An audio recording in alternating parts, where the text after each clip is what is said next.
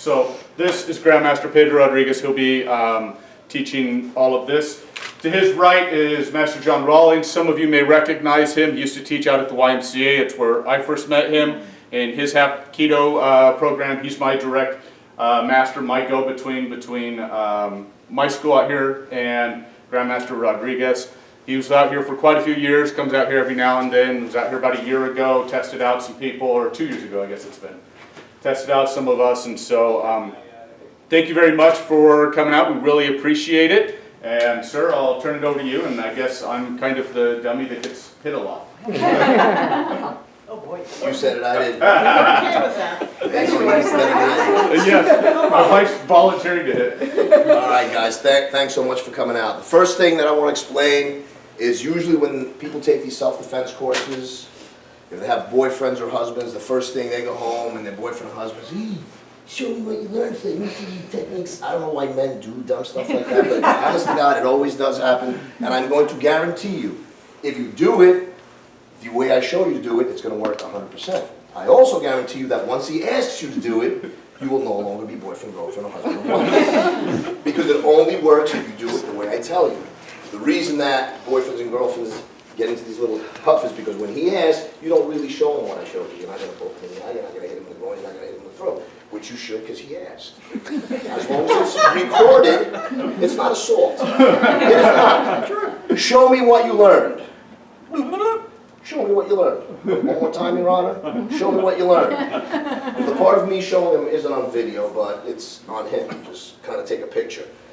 But I'm being honest with you. If you try to have a heart, if you try, I did one of these courses one time, and it was a weird situation. I don't even want to get into it on why these women were taking this course. But anyway, every technique I would do, this girl would just go like this, and I'm like, what's wrong with this? No, and it wasn't even bad. It was, pokes to the eyes, full knees to the groin. And then she tells me at the end of, well, it wasn't even at the end, after about 10 to 12 times, I finally had to ask her what the problem was. She said she couldn't see herself doing this to another human. Yet she had found herself in a situation that, of the situations I've heard, it was extremely, beyond extremely bad. Yet still, she couldn't see herself doing that to someone else. If you half-step it, or the other word, the ASS word, half-step it, half whatever it, you're going to find yourself in trouble. If you don't do it exactly the way you're told, you're going to find yourself in trouble. People who try to show women how to fight men are going to find themselves in trouble. I'm not saying that they're inferior or whatever it is, but just women are generally not as strong as a man. If he goes to attack and you try to fight him, that's why when you have boxing matches, they're not fights, they're matches. They're matched by weight, they're matched by categories, things they can and can't do. It's still a match. It's just like a tennis match, except it's violent. And back in the day, you remember McEnroe? When McEnroe played, it was pretty violent. So even tennis can get violent. Most of you too young to remember him. I wasn't even born yet, but anyway. Enough about me, let's talk about you guys. So you must remember, the basic two things that I've changed in my self-defense is the training methodology, how we're going to train it, and the teaching methodology. Think of it as a keyboard. You don't look at the keyboard, you remember when you first started, I guess, what is it, A, S, D, F, J, K, the chord, you know how it goes, right? I'm a finger picker. That's me, but you can't be. So you put your hands where they go, and then they go up. You're on the middle row and you do this. It's the same way. And then think about it. If you don't understand pool, I'm going to show you how it works pretty quick. You have if I do the problem. If he's standing here and I hit him in the eyes, see how he starts to go back? He's going to go back. Depending on how far into his brain I stick my eyes, his head's going to go back. So his throat's going to be open. Whether I have to step in, lean in, I know that my next shot's going to be the throat. Now I know his head's going to go down, then I won't have a shot to the groin. But I can't go 1, 2, 3. What I have to do is go 1, 2, 3. Just like that.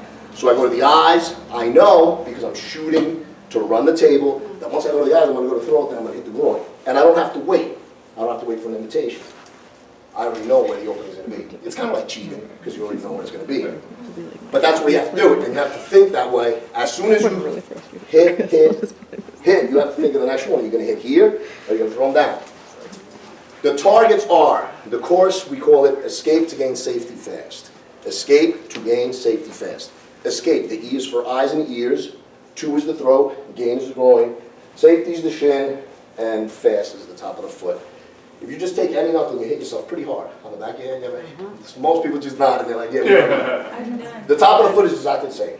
So whether you have heels on or not, if you just take your heel, but you want to do it this way, don't do it this way.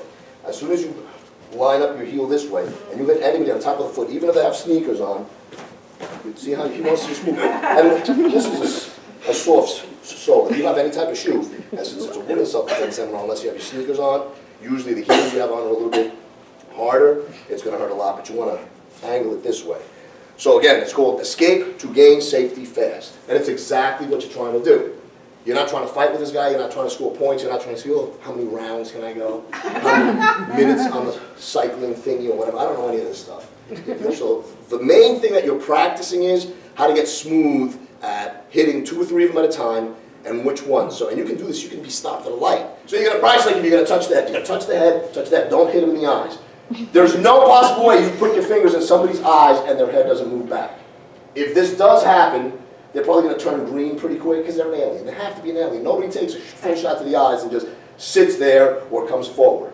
So you know the head's going to go back, so you're going to, and then you're just going to touch the chest.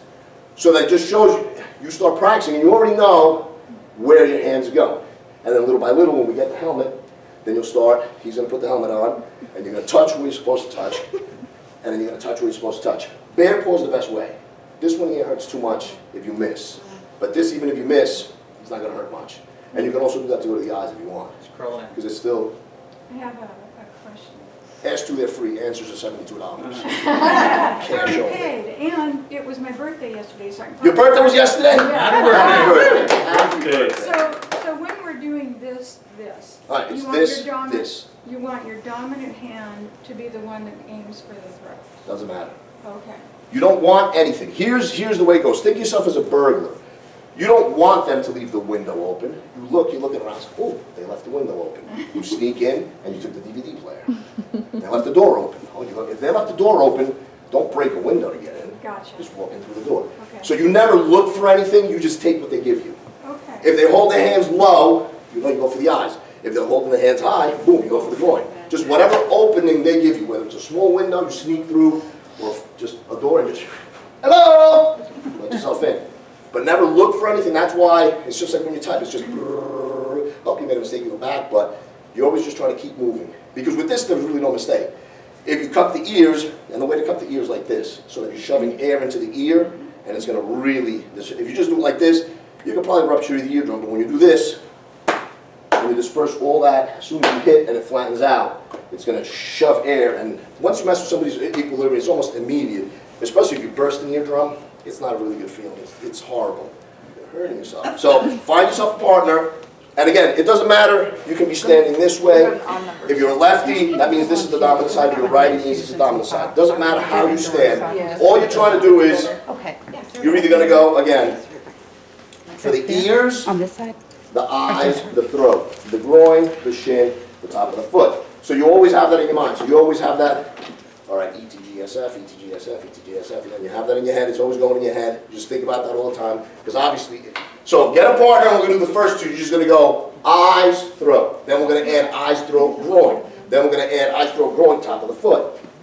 All you're looking to do is, if he's not going like this, if you just went like this real quick, you know he's not really hurt. If he stoops down and he's down like this and he turns his back, you're done. Whether it's the first one, the second one, the third one, the fourth one, doesn't matter. As soon as you see, all right, this guy can't turn and chase me, because now remember, he's going to turn and chase you. Man. So he wasn't going to slap you around before, he's going to slap you around now. He's probably going to find people you don't slap them around, just because you know them. So make sure you do the damage and get out. Escape to gain safety fast. That's what you're going to do. All right? Pair up. Let's go. Yes, sir. Hey, ladies, before we're going to split up real fast, right? So understand, if you might not have ever done this before, kind of been into a situation, there are certain conditions that kind of get you into this position, you know, that Grandmaster's kind of talking about, all right? What are some of those conditions that are going to happen to you that are going to allow you to use his technique? So if I have a bad guy right here, all right, a bad guy, all right, it's always the mustache. It always kind of gives you away, right? It's the stash. It's the stash, all right? So what are the scenarios that are going to be around in your world for you to have situational awareness, understand kind of what's going to happen before you start using his techniques? What are some of them? Parking lot, parking Par- lot. parking lot, okay. Parking lot, okay. So someone kind of walking towards you, right? Okay. What's another one? Or behind me. Or behind you. Okay. So we got 4 behind. What else? Jogging. Jogging. Okay. How about close? How about close enough, right? So we've kind of closed the gap. Hey, you got any money, ma'am? You know, God forbid you have kids, you have grandkids, you're holding them, whatever. Okay. You know, what other kind of conditions are out there that are going to allow you to use this technique? You're shopping, you got bags. Yeah, you got Bags. bags, you're distracted. Distracted. Okay. If someone grabs you, right here. Okay. Someone grabs you here. Someone grabs you here. Okay. They're grabbing the kind of closeness, right? If you don't want to be touched, and you know you shouldn't be being touched, that is a red flag that flies up, ladies, right? That says, I don't want to be touched, I need to use the techniques that Grandmaster's going to use me, right? So we got the back, the front, people grabbing here, here, here, walking at you, all right, behind you, when you have your baby, when you have your kids. You know, we all get distracted. I have 3 little minions. Your brain is with your kids versus with your situation all around this, kind of going, especially jogging, you know, with all the big trees and everything else. So understand those conditions. So when you're talking about what Grandmaster was talking about in the car, like putting yourself in those positions, think about those conditions that are being set to be able to use those type of stuff that you're teaching them.